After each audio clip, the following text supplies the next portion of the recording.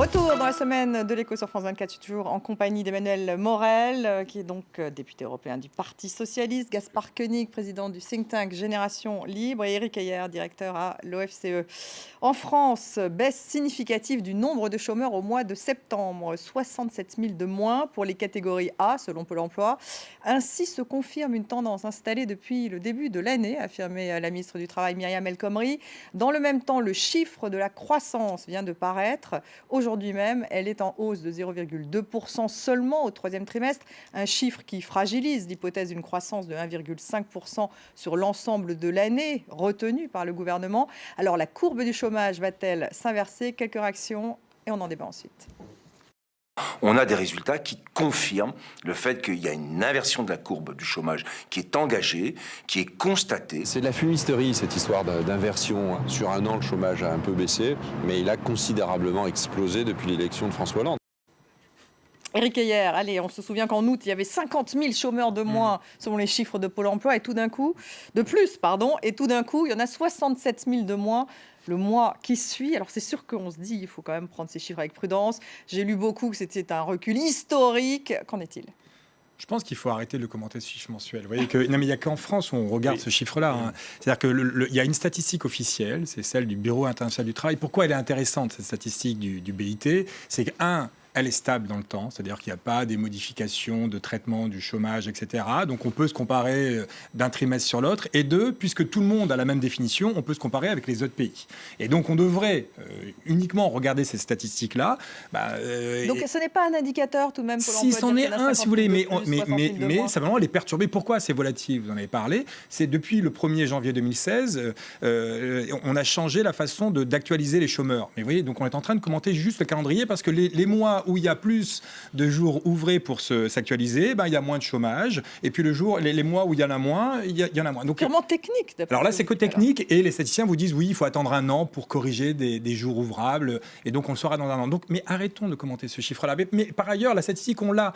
Et que nous dit la statistique officielle de l'INSEE, alors. De l'INSEE pour la France, et puis après, l'Institut national de statistique pour les autres pays, c'est que globalement, le taux de chômage a baissé depuis la fin de 2015. Donc, quand François Hollande est arrivé, on était à 9,3% France Métro. On est monté jusqu'à 10,2% au troisième trimestre de l'année 2015. Et depuis, c'est en baisse et nous sommes à 9,6% aujourd'hui. Donc, moi, mon sentiment, quand je lis ces statistiques-là, et quand je vois par ailleurs, vous voyez, c'est une autre façon de voir si le chômage baisse, c'est que l'INSEE vous dit qu'aujourd'hui, l'économie française, le secteur privé, crée 150 000 emplois.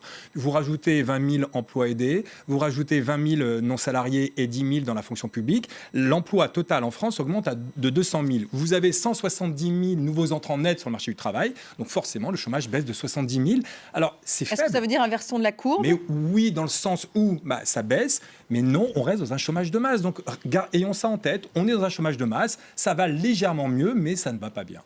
Gaspard Koenig. J'ai effectivement l'impression qu'on commente un peu le sac et le ressac de la mer. C'est bien normal que le chômage monte un peu, baisse un peu. 60 000, c'est rien du tout. Je vous rappelle que chaque jour, en France, chaque jour ouvrable du moins, il y a 10 000 emplois qui sont créés et 10 000 emplois qui sont détruits. Donc les masses dont on parle sont assez énormes. Donc 60 000 net, c'est pas des chiffres gigantesques. Et comme le rappelait Éric Heyer, on est dans une fourchette qui va de 9 à 10% de chômage, qui est en fait complètement stable depuis une bonne dizaine d'années et qui reflète l'absence totale de grandes politiques structurelles de libéralisation du marché du travail. Puisqu'il vient de tomber, une croissance qui va augmenter que de 0,2%. Là, ça risque aussi de remettre en question le taux de croissance de 1,5% sur l'année.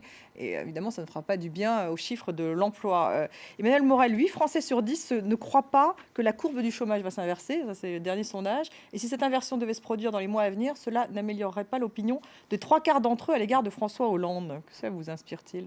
Ça m'inspire déjà qu'il a fait une erreur colossale en parlant de cette inversion de la courbe. On a même eu un moment, je crois que c'était Michel Sapin, qui parlait de la décélération de la progression de la courbe. C'est tellement techno. On enferme la vie des gens dans des chiffres, des pourcentages, des courbes qui vont... Évidemment que ça ne parle pas aux gens, qui sont confrontés à une situation dramatique, celle qui vient d'être rappelée, celle du chômage de masse. Après, ce qu'on peut regarder, ça a été très bien dit, c'est qu'il y a une légère amélioration. Le débat, c'est pourquoi Ça, c'est le premier débat. Pourquoi? Bon, Pourquoi les améliorations? les taux sont très bas, Conjoncturel, voilà, le prix du pétrole a baissé, donc il y a une petite relance du pouvoir d'achat pour les ménages et pour les entreprises. Mais le vrai débat, et là je suis d'accord avec vous, on sera sûrement pas d'accord sur les solutions, c'est est-ce qu'on peut s'attaquer frontalement au chômage avec des vrais plans dignes de ce nom, avec une ambition qui serait Donc celle de revenir au plein vous êtes emploi. favorable à un plan de relance? Bien sûr, mais moi, un plan de relance par la consommation, pas seulement par la consommation, par par l'investissement. public. Mais ça fait depuis 2012 en réalité que je dis que, à mon avis, la politique macroéconomique et le choix du gouvernement n'est pas forcément le bon. D'ailleurs, quand on regarde à quoi ont été utilisés les milliards du CICE Le ou pacte de de la responsabilité. baisse sans arrêt des cotisations sociales, on se rend compte que l'effet est quand même très faible. Hein. Ça Gaspard fait Koenig. cher l'emploi. Le On pacte de aurait pu faire autre responsabilité, le CICE, vous étiez favorable justement à une baisse des charges des entreprises? Non, nous d'ailleurs, sur on les a entreprises sorti un rapport qui montre qu'il y a aujourd'hui 130 milliards d'aides aux entreprises en France, quand vous comparez par exemple avec les 10 milliards du RSA, que donc les entreprises sont les plus assistées de France et bien sûr payent énormément d'impôts avec un taux d'IS largement supérieur à la moyenne européenne. Et donc ce qu'on propose dans ce rapport, c'est de supprimer 50 milliards d'aides d'un côté contre 50 milliards d'impôts de l'autre. Donc en net, vous êtes pareil, simplement vous rendez aux gens la responsabilité de leur argent et de leur chiffre d'affaires. Ça paraît assez simple, parce qu'aujourd'hui, les aides aux entreprises sont tellement développées que vous avez des entreprises qui aident les entreprises à réclamer des aides aux entreprises. On est dans cette situation.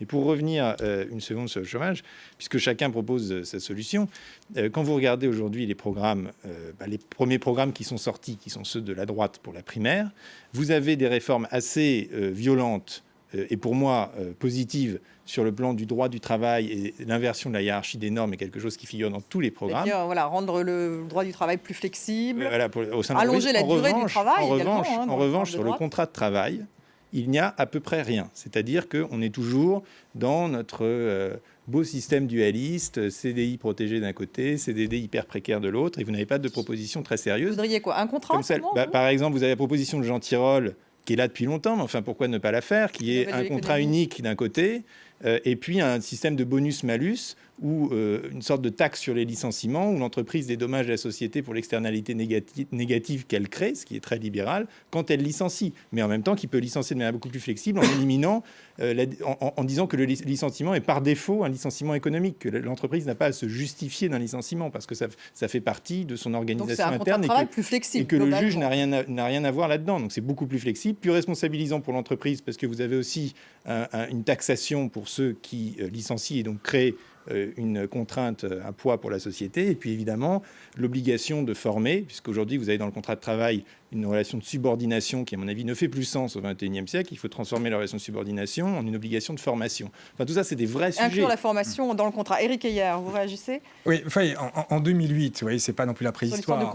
En 2008, oui, mais je veux dire, en 2008, le taux de chômage en France était 6,8. Et on avait le même code du travail, même il a été un peu flexibilisé depuis. On avait le même contrat, on avait à peu près la même durée du travail. Donc dire que on a toujours connu 10%, c'est pas vrai. On était à 6,8 au moment de la crise. Le chômage était déjà un problème à l'époque. Oui, mais on était à 6,8 sans tension inflationniste. Ça veut dire qu'on n'est toujours pas touché ce qu'on appelle le chômage structurel. Mais voyez, mais prenons ce 6,8. S'il a augmenté jusqu'à 10, c'est bien un problème conjoncturel. Donc de ce point de vue-là, il y a une partie du chômage qui est due à la conjoncture, qui est due à de la mauvaise politique macroéconomique. C'est-à-dire qu'effectivement, on a fait des mauvais choix en termes de fiscalité, on a fait des mauvais choix en termes de politique monétaire. Trop d'impôts, déjà. Oui, exactement. Et donc c'est bien ça qui a cassé la croissance économique et qui a fait que, voyez, sans croissance économique, les entreprises ne vont pas embaucher, même si vous flexibilisez le code du travail. Donc ça, c'est favorable à un plan de relance comme le soutient Emmanuel Morel? En tout cas, il faut qui entraînerait une augmentation des importations aussi.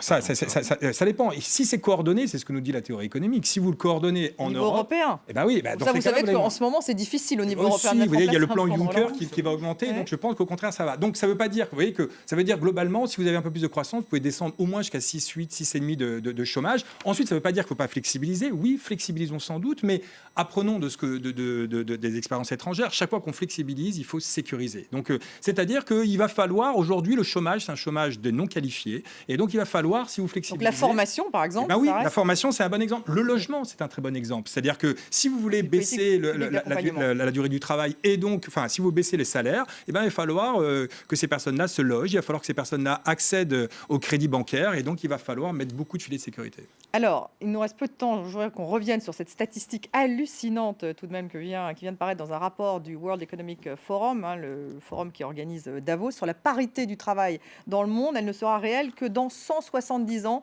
c'est-à-dire en 2186. Et d'après donc ce rapport, le fossé entre les hommes et les femmes dans le milieu professionnel est bien le plus élevé que jamais depuis 2008. Donc la crise a bien sûr accru ces inégalités. Et à l'échelle mondiale, les femmes gagnent en moyenne un peu plus de la moitié du salaire que perçoivent les hommes. Et c'est l'Islande qui est la plus performante. La France est au 17e rang. Gaspard Koenig, concrètement, si un homme gagne 100 dans le monde, une femme touche 59. Oui, mais dans le monde, mais après, il faut décomposer parce que, par exemple, en France, l'INSEE a montré que les inégalités de salaire entre hommes et femmes ont tendance à décroître, ce qui est une bonne chose.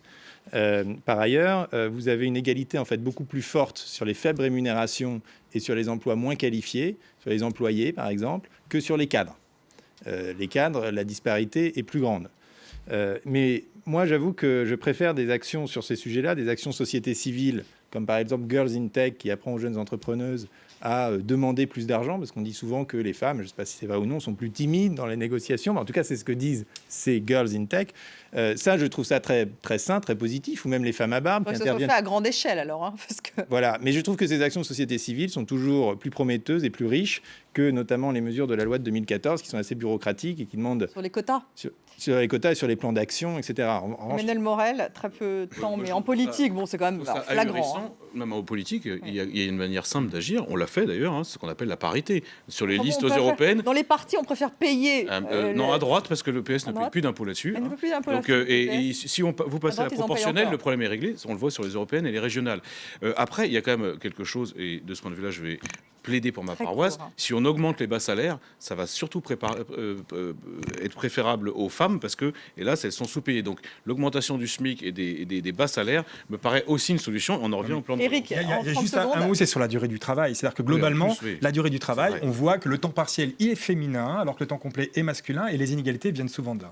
Voilà, peut-être des solutions pragmatiques aussi, comme plus de crèches, plus d'accompagnement. Parce qu'on sait que le retour de la grossesse, le travail post-bébé est toujours un problème. On n'a plus le temps. Merci à tous les trois. Merci à vous de nous avoir suivis et restez avec nous sur France 24.